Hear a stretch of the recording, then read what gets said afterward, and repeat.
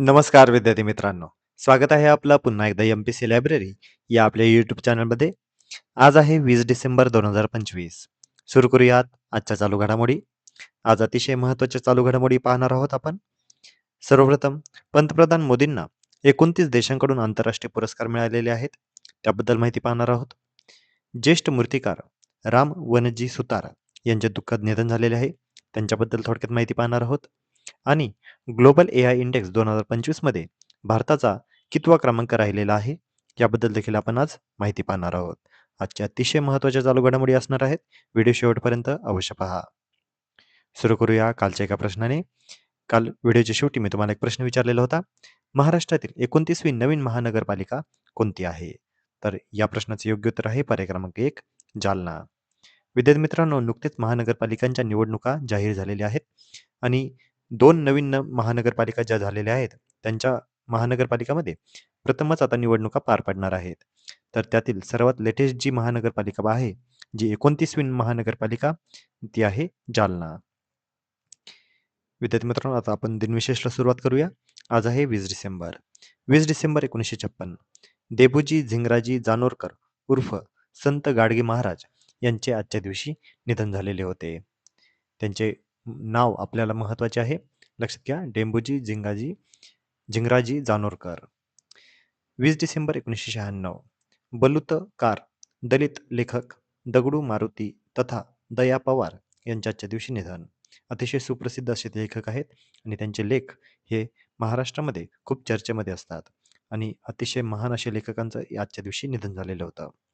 20 डिसेंबर 1961 12वी घटना दुरुस्ती कलम 240. कलम 240 कशा संदर्भात आहे?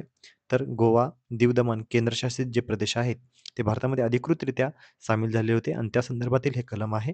आणि 1961 साली आजच्या दिवशी ही 12वी घटना दुरुस्ती ही संमत झालेली होती. तर विद्यार्थी मित्रांनो, हे महत्त्वाचे दिनविशेष होते. आता आपण आजच्या चालू घडामोडींना सविस्तरपणे जाणून घेऊया. प्रश्न क्रमांक पहिला. आयएसओ प्रमाणपत्र मिळवणारे भारतातील पहिले राज्य शिक्षण मंडळ कोणते आहे?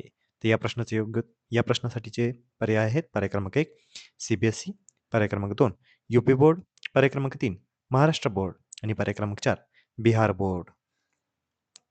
तर या प्रश्नाचे योग्य उत्तर आहे पर्याय क्रमांक 4 बिहार बोर्ड. तर बिहार बोर्डला आता नुकतेच आयएसओ प्रमाणपत्र आता मिळालेले आहे आणि हे भारतातील पहिले राज्य शिक्षण मंडळ ठरलेले आहे ज्याला आयएसओ प्रमाणपत्र मिळालेले आहे. नाव आहे BSEP म्हणजेच बिहार स्कूल एक्झामिनेशन बोर्ड. याची स्थापना 1952 साली झालेली होती. याचे मुख्यालय पटना या ठिकाणी आहे. भारतातील पहिले राज्य शिक्षण मंडळ ज्याला 3 आयएसओ प्रमाणपत्र आता मिळालेली आहेत. 13 डिसेंबरला हे प्रमाणपत्र मिळालेले आहे. या बिहार शिक्षण मंडळाला 3 प्रकारामध्ये आयएसओ प्रमाणपत्र मिळालेले आहे. ते 3 प्रकार कोणते? तर क्वालिटी मॅनेजमेंट सिस्टीम, दुसरे आहे इन्फॉर्मेशन सिक्युरिटी मॅनेजमेंट सिस्टीम आणि तिसरे आहे एक्सलंट रेकॉर्ड मॅनेजमेंट सिस्टीम. तर लक्षात घ्या, बिहार बोर्डला आता आयएसओ प्रमाणपत्र मिळालेले आहे. पुढचा प्रश्न. रूपा बायोर या कोणत्या खेळाशी संबंधित आहेत? तर यासाठीचे पर्याय आहेत. पर्याय क्रमांक 1 कराटे, पर्याय क्रमांक 2 जुदो, पर्याय क्रमांक 3 तायकांदो आणि पर्याय क्रमांक 4 कुस्ती. तर या प्रश्नाचे योग्य उत्तर आहे पर्याय क्रमांक 3 तायकांदो. तर रूपा बायोर या आता वर्ल्ड तायकांदो रँकिंगमध्ये टॉप 10 मध्ये पोहोचलेल्या आहेत आणि टॉप 10 मध्ये पोहोचणाऱ्या त्या आता पहिल्या भारतीय खेळाडू ठरलेल्या आहेत. त्यांचं नाव लक्षात घ्या, रूपा बायोर. त्या अरुणाचल प्रदेशातील 25 वर्षीय तायक्वांदो खेळाडू आहेत. त्या सध्या टॉप 100 मध्ये एकमेव भारतीय आणि आशियामध्ये टॉप क्रमांकावर आहेत. 2025 मध्ये इंडोनेशियातील एशियन ओपन मध्ये त्यांनी सिल्वर मेडल जिंकलेले होते. तर लक्षात घ्या, नाव लक्षात ठेवा, रूपा बायोर, वर्ल्ड तायक्वांदो रँकिंगमध्ये टॉप 10 मध्ये. विद्यार्थी मित्रांनो, आपल्याला खेळाडू आणि त्यांचे खेळ अशा पद्धतीच्या जोड्या लावायला वारंवार प्रश्न विचारण्यात आलेला आहे. त्यामुळे आपल्याला खेळाडू आणि त्यांचे खेळ माहिती असणं आवश्यक आहे आणि विशेषतः जे सध्या खूप चर्चेमध्ये खेळाडू आहेत त्यांचं तर आपल्याला माहिती असणं खूप खूप आवश्यक आहे. तर लक्षात घ्या, रूपा बायोर तायक्वांदो खेळाडू. पुढचा प्रश्न. ग्लोबल एआय इंडेक्स 2025 मध्ये भारताचा क्रमांक कितवा आहे? तर यासाठीचे पर्याय आहेत. पर्याय क्रमांक 1 पहिला, पर्याय क्रमांक 2 दुसरा, पर्याय क्रमांक 3 तिसरा आणि पर्याय क्रमांक 4 चौथा. तर या प्रश्नाचे योग्य उत्तर आहे पर्याय क्रमांक 3 तिसरा. तर ग्लोबल एआय इंडेक्समध्ये भारत आता तिसऱ्या क्रमांकावर राहिलेला आहे. हा अहवाल स्टॅनफोर्ड युनिव्हर्सिटीच्या ग्लोबल AI व्हायब्रन्सी टूल 2025 नुसार जाहीर झालेला आहे. पहिल्या क्रमांकावर आहे USA, दुसऱ्या क्रमांकावर आहे चीन, तर तिसऱ्या क्रमांकावर आहे भारत. यामध्ये भारताने UK, साऊथ कोरिया आणि सिंगापूरला आता मागे टाकलेले आहे. तर लक्षात घ्या, ग्लोबल AI इंडेक्स यामध्ये 2025च्या रँकिंगनुसार भारत हा आता तिसऱ्या क्रमांकावरचा देश आहे. पुढचा प्रश्न, जगातील सर्वात उंच पुतळा स्टॅच्यू ऑफ युनिटीचे शिल्पकार कोण आहेत? तर यासाठीचे पर्याय आहेत: पर्याय क्रमांक 1 गणपतराय, पर्याय क्रमांक 2 राम सुतार, पर्याय क्रमांक 3 सुधीर पाटील आणि पर्याय क्रमांक 4 विवेक कांबळे. तर या प्रश्नाचे योग्य उत्तर आहे पर्याय क्रमांक 2 राम सुतार. तर ज्येष्ठ मूर्तिकार राम वनजी सुतार यांचे दुःखद निधन झालेले आहे. 18 डिसेंबर 2025 या दिवशी वयाच्या 100व्या वर्षी त्यांचे निधन झालेले आहे. थोडक्यात आपण राम वनजी सुतार यांच्याबद्दल आता थोडक्यात माहिती पाहूया. त्यांचे पूर्ण नाव आता सांगितल्याप्रमाणे राम वनजी सुतार. भारतातील भव्य सार्वजनिक पुतळ्यांचे ते अग्रणी मूर्तिकार ठरलेले आहेत. भारतीय इतिहासामध्ये राष्ट्रीय निर्मिती आणि सांस्कृतिक प्रतीकांचे वास्तववादी शिल्परूप देणारे ते कलाकार आहेत. त्यांचा जन्म 19 फेब्रुवारी 1925 या दिवशी गोंदूर, धुळे जिल्ह्यामध्ये झाला. त्यांचं शिक्षण हे सर जे स्कूल ऑफ आर्ट, मुंबई या ठिकाणी झाले आहे. त्यांचे सर्वात महत्त्वाचे शिल्पकार कोणते ठरलेले आहे? तर ते आहे स्टॅच्यू ऑफ युनिटी. तर या स्टॅच्यू ऑफ युनिटीबद्दल थोडक्यात माहिती पाहूया. या स्टॅच्यू ऑफ युनिटीचे शिल्पकार किंवा डिझायनर आहेत राम सुतार. या स्टॅच्यू ऑफ युनिटीची उंची आहे 182 मीटर. हे 182 मीटर आहे आणि जगातील सर्वात उंच पुतळा हा गणला जातो. हा कोणाचा पुतळा आहे? तर स्टॅच्यू ऑफ युनिटी हा सरदार वल्लभभाई पटेल यांच्यावर आधारित आहे आणि हा स्टॅच्यू ऑफ युनिटी पुतळा कुठे आहे? तर केवडिया, गुजरात या ठिकाणी हा पुतळा आहे. इतर महत्त्वाची शिल्पकृती कोणत्या आहेत? तर भारतीय संसद परिसरातील महात्मा गांधीजींची जी बसलेल्या अवस्थेतील मूर्ती आहे ती देखील त्यांनी बनवलेली आहे. तसेच कृष्ण अर्जुन स्मारक जे कुरुक्षेत्र या ठिकाणी आहे ते देखील त्यांनी बनवलेले आहे. कॅम्पेगौडा पुतळा जो बेंगलुरू विमानतळ परिसरामध्ये आहे तो देखील त्यांनी बनवलेला आहे. तर लचित बोरफुकन पुतळा जो 125 फूट आहे, जो आसाम या ठिकाणी आहे, याचं डिझाईन हे देखील त्यांनी केलेलं आहे. राम सुतार यांना कोणकोणत्या पुरस्काराने सन्मानित करण्यात आलेले आहे? तर 1999 मध्ये त्यांना पद्मश्री पुरस्कार, 2016 मध्ये पद्मभूषण पुरस्कार, तर नुकताच जाहीर झालेला 2024 मध्ये महाराष्ट्र भूषण पुरस्काराने त्यांना सन्मानित करण्यात आले होते. आणि नुकतेच काही महिन्यांपूर्वीच त्यांना महाराष्ट्र भूषण 2024 हा पुरस्कार त्यांच्या घरी जाऊन देखील प्रदान करण्यात आलेला होता.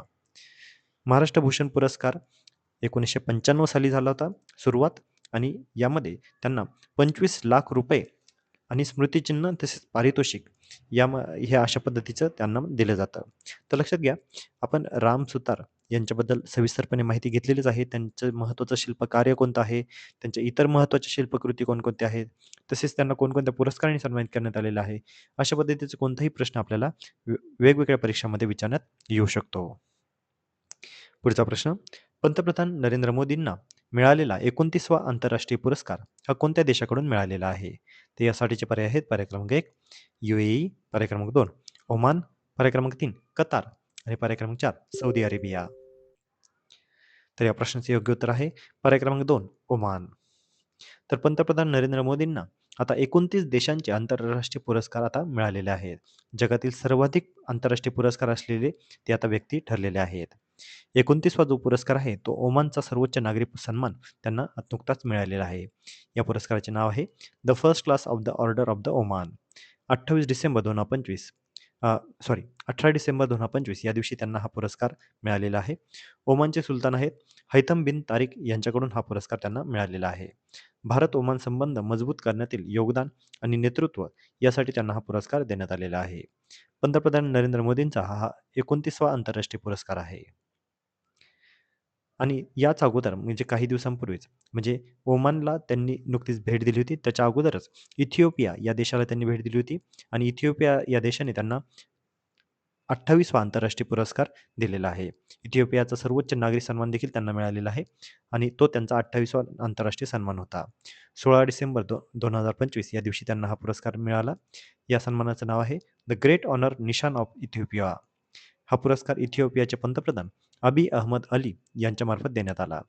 पंतप्रधान नरेंद्र मोदी हा सन्मान मिळवल्याने पहिले जागतिक नेते ठरलेले आहेत. म्हणजे अतिशय महत्त्वाची अशी बाब आहे की इथिओपिया या देशाने हा सन्मान इथिओपियाच्या बाहेरच्या नागरिक असलेल्या व्यक्तीस हा पहिल्यांदाच देण्यात आलेला आहे. म्हणजे हा सन्मान मिळवणारे ते पहिले जागतिक नेते आता ठरलेले आहेत. इथिओपिया या देशाबद्दल थोडक्यात माहिती पाहूया. इथिओपिया हा देश पूर्व आफ्रिकेतील हॉर्न ऑफ आफ्रिका प्रदेशामध्ये स्थित आहे आणि तो एक भूपरिवेष्टित देश आहे. म्हणजे त्याच्या चारही बाजूला जमीनच आहे आणि त्याच्या एका साईडला आता त्याची राजधानी आणि बाकीच्याबद्दल देखील माहिती पाहूया. इथिओपिया या देशाची राजधानी आहे अदिस अबाबा. त्याचे अध्यक्ष आहेत ताई अट्सके सेलासी. त्याचे पंतप्रधान आहेत अबी अहमद अली आणि त्याचे क्षेत्रफळ आहे 1,04,300 किलोमीटर स्क्वेअर आणि त्याची लोकसंख्या आहे 10,94,99,000. तर इथिओपिया या देशाबद्दल आपण थोडक्यात माहिती पाहिलेली आहे आणि एकंदरीतच नरेंद्र मोदी यांना जे काही आंतरराष्ट्रीय पुरस्कार मिळालेले आहेत त्यांच्याबद्दल आपण देखील माहिती पाहिलेली आहे. तर विद्यार्थी मित्रांनो, आजचे अतिशय महत्त्वाचे चालू घडामोडी होते आणि आजच्या महत्त्वाच्या चालू घडामोडीवर आधारित मी आता एक प्रश्न विचारणार आहे, ज्याचं उत्तर तुम्ही सर्वांनी आता कमेंटमध्ये द्यायचं आहे. प्रश्न आहे, राम सुतार यांना महाराष्ट्र भूषण पुरस्कार कोणत्या वर्षी मिळाला? तर यासाठीचे पर्याय आहेत पर्याय क्रमांक 1 2016, पर्याय क्रमांक 2 2019, पर्याय क्रमांक 3 2022 आणि पर्याय क्रमांक 4 2024. तर विद्यार्थी मित्रांनो, या प्रश्नाचं योग्य उत्तर तुम्ही सर्वांनी आता कमेंटमध्ये द्यायचं आहे. जे कोणीही विद्यार्थी या प्रश्नाचं योग्य उत्तर कमेंटमध्ये देतील त्याच्या कमेंटला नक्कीच लाईक देखील देण्यात येईल. तर विद्यार्थी मित्रांनो, या होत्या आजच्या चालू घडामोडी. तर अशाच अधिकाधिक इन्फॉर्मेटिव्ह कंटेंटसाठी आपले MPC लायब्ररी या यूट्यूब चॅनलला सबस्क्राईब करायला अजिबात विसरू नका. धन्यवाद.